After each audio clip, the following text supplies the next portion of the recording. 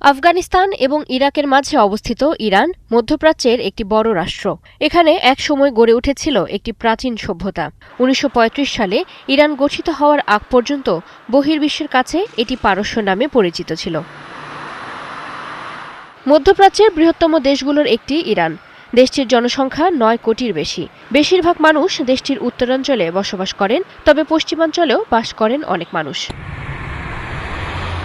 বহু বছর ধরে চলতে থাকা অব্যবস্থাপনা আর নিষেধাজ্ঞার কারণে ইরানের প্রবৃদ্ধি এক জায়গায় থেমে আছে। যদিও দেশটির বিপুল পরিমাণ জ্বালানি আর গ্যাসের মজুত আছে, যা সমুদ্রপথে গুরুত্বপূর্ণ হরমুজ প্রণালী দিয়ে রপ্তানি হয়।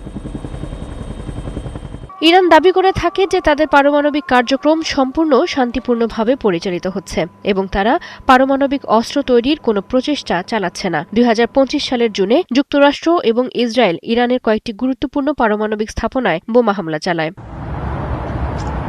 ইরানের তৎকালীন শাহকে অপসারণ করে ১৯৭৯ সালে দেশটি একটি ইসলামী প্রজাতন্ত্রে পরিণত হয়। আয়াতুল্লাহ আলী খামেনি ১৯৮৯ সাল থেকে দেশটির সর্বোচ্চ নেতা হিসেবে রাষ্ট্রের ওপর সম্পূর্ণ নিয়ন্ত্রণ জারি রেখেছিলেন।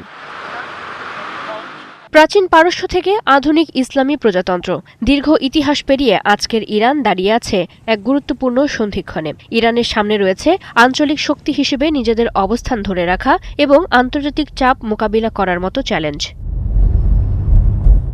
ইরান আজ শুধু একটি রাষ্ট্র নয়, বরং মধ্যপ্রাচ্যের রাজনীতি, জ্বালানি নিরাপত্তা এবং বৈশ্বিক কূটনীতির একটি গুরুত্বপূর্ণ কেন্দ্রবিন্দু। বর্তমান সংঘাত কোন দিকে গড়াবে, মধ্যপ্রাচ্যের স্থিতিশীলতা ফিরবে কিনা, সবকিছুই নির্ভর করছে তেহরানের পরবর্তী পদক্ষেপের ওপর।